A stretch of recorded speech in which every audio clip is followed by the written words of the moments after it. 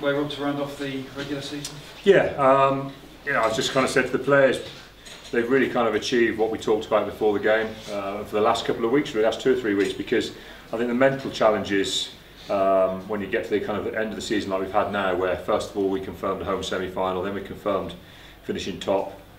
The challenges are different. It's not like you're battling away to try and get into that top 4 or trying to fight to get that home semi-final, which is what's happened in the years gone in the last 2 seasons. You know, we've known we've had to fight right until the final whistle of the final game, looking for points to get what we wanted out of the season, and that's a slightly different challenge for us. And I think mentally that's quite tough.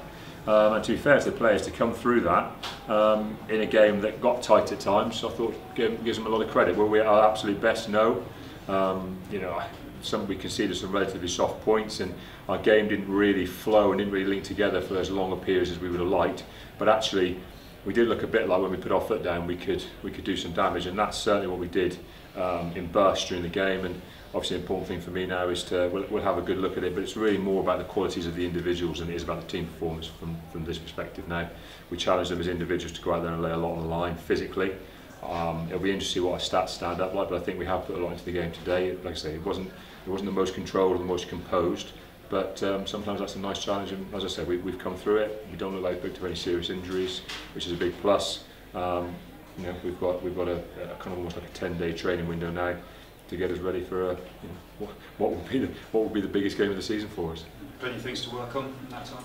I don't think there's too many things to work on so much. Is that we know what we're good at, and we know what we do well, and we know what completes a performance for us. So it's not so much about trying to add anything new, it's probably just about reiterating, about sticking to the plan, driving your individual actions to a very high standard. You know, those are a couple of things that let us down. Our game plan didn't let us down today, but you know, we dropped the ball a bit, we had the ball stripped, we threw a couple of silly passes, you know, we didn't really link up a couple of times in defence. Those aren't elements that we've got to add before the next week. They're already in our game, we've just got to reiterate them.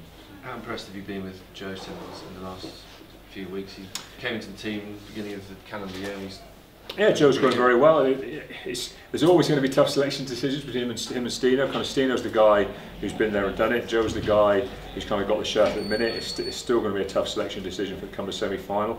I'll be honest with you, I probably won't really get it solid in my mind until I watch them training. You know, I think actually how the guys trying to turn up on Wednesday, Thursday, Friday of next week will be a big determiner to be able to see who the guys are going to be able to drive us in that semi-final. I think Joe's been fantastic for a young guy who's still relatively inexperienced, but he's actually getting some experience in some big important games for us. I thought he drove some elements of today very, very well, and then Stino came on and did well as well. So we're lucky. We're kind of blessed with a really good combination there. A guy who's been and done it, in Stino, and who's absolutely. I think people forget that Stino is desperate to play. He's not dropping into some kind of mentor role, and I certainly don't want him to be.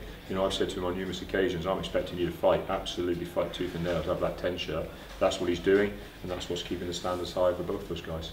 That's it though, I suppose it's almost first time for, since you've been back up from the division below, that he's, you know, all the pressure is not on him at 10.